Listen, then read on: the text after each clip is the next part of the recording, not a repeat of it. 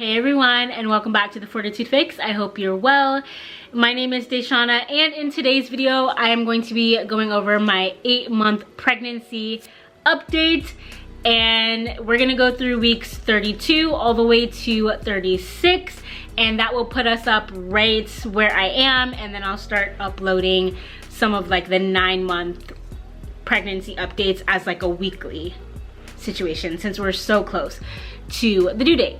So I'm gonna try to make this video really quick. This is baby number 2 for me. I am pregnant currently with a toddler here at home. So she is 19 months old and she will be 20 months or thereabout when baby gets here. So I will have 2 under 2. I do have sickle cell disease type SC hemoglobin, and I do have 2 large fibroids up at the top of my uterus on the outside. So that's what I'm dealing with this pregnancy, and literally everything has been smooth sailing until these weeks that I'm about to talk to you about now. So up until 3rd trimester, 8 months, like things were going great, and then here's all the juice, okay? So I have not picked up a camera to film in weeks.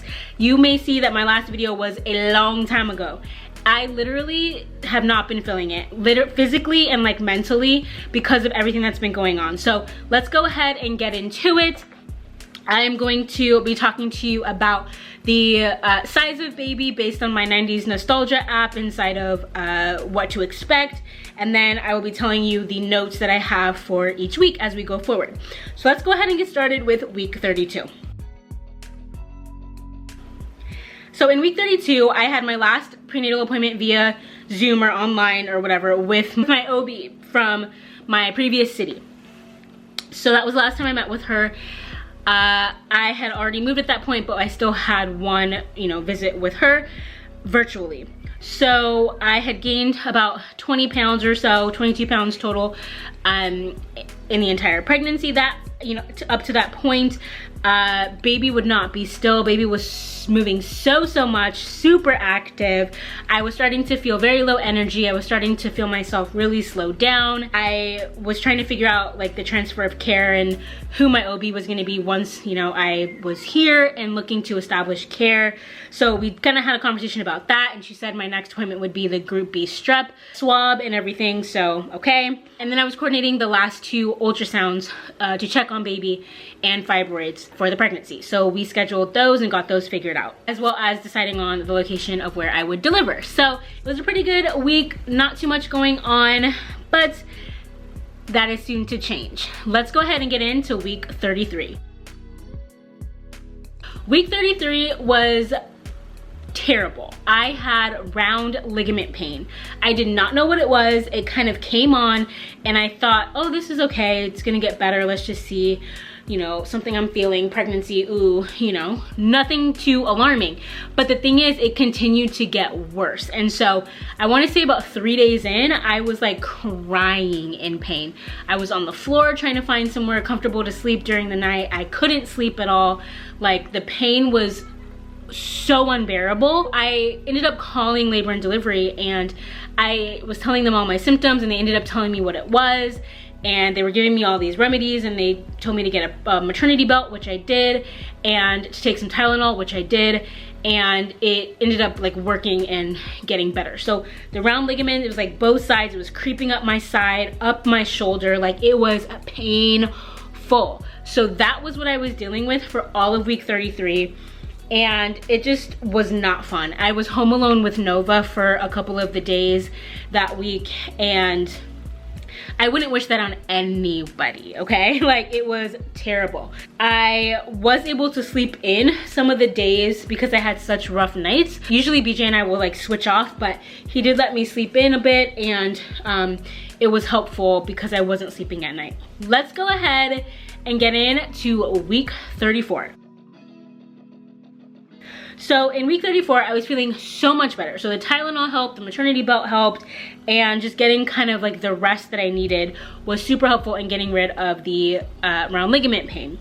I was just having like regular pregnancy discomfort, feeling heavy, like all of the things, right? Gravity's working. I had like this leg spasm thing in week 34 that I really didn't understand, but it went away really, really quick. I was having insane heartburn again in week 34. At home with Nova again. Nova is being super picky this week. She's super clingy and she's very emotionally charged. Like, she's feeling her feelings very, very strongly and letting you know about it.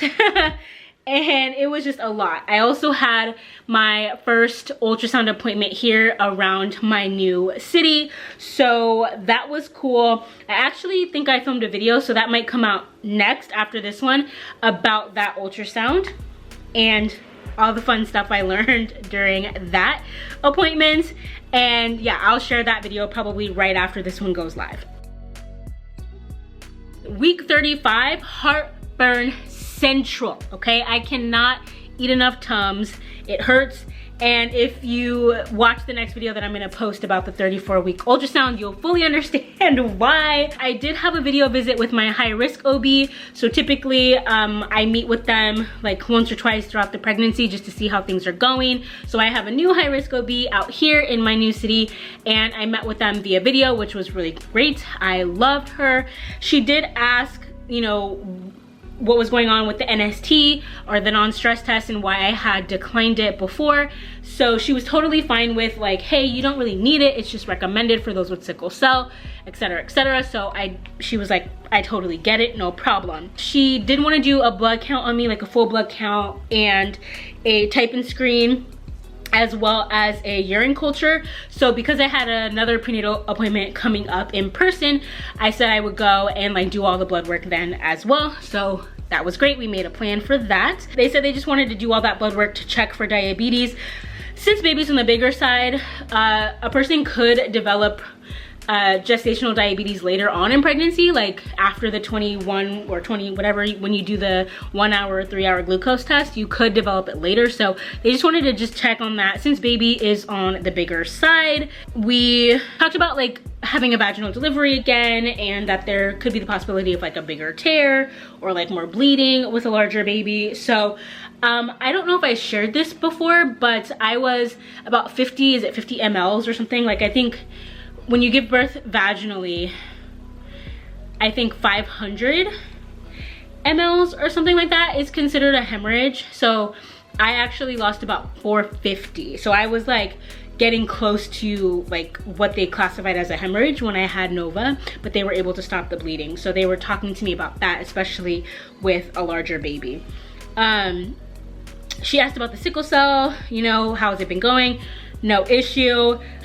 Obviously they want to prevent blood clots, and so I had asked if some of the interventions that I had during my last labor and delivery experience, would those be something that I experienced this second time around? And for the most part, she was saying, yeah, you know, I am gonna be having Lovenox injections, blood thinners, taking them home with me, doing those like 2 weeks postpartum, and they will probably still do the things on my legs. I think they were called SCDs, to continue to get the blood moving, especially if I end up having an epidural where I can't walk. They want to make sure the blood flow is good. They did say that, you know, the epidural would be my decision. You know, they do recommend it, but it's up to me. So I don't have to feel pressured like I did last time to get an epidural early. I didn't get one early. I got one at hour 20 of labor and Nova was born 4 hours later. So it was really good to just get my questions answered. Week 36 is when I had my other in-person prenatal appointment here in my new city. So that was great. I met with a new doctor. They were awesome. And I am the heaviest I've ever been, okay? Like, I saw the number hit a whole other like number in front, right? Like, oh, so I have gained quite a bit of weight. My blood pressure was good, normal, and we did do the Group B strep swab.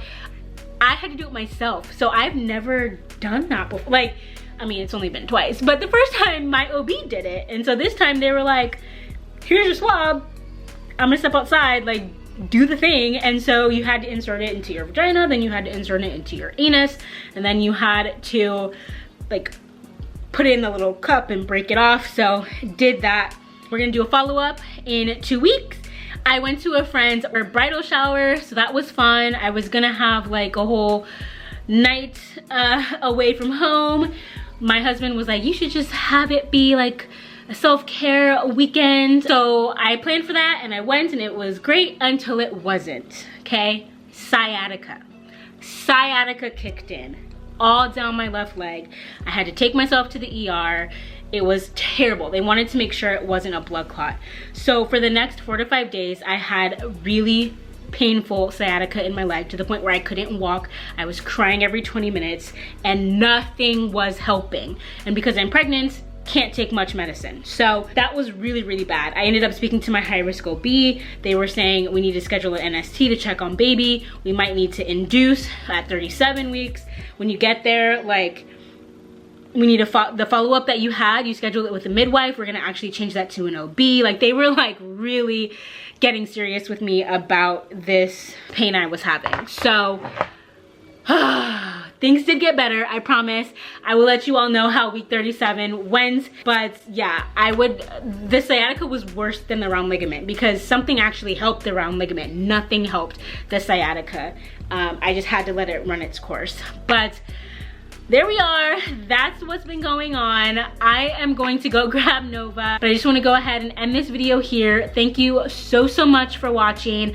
I hope that you learned something. I hope that you stick around, click that subscribe button, and I will see you all in my very next video.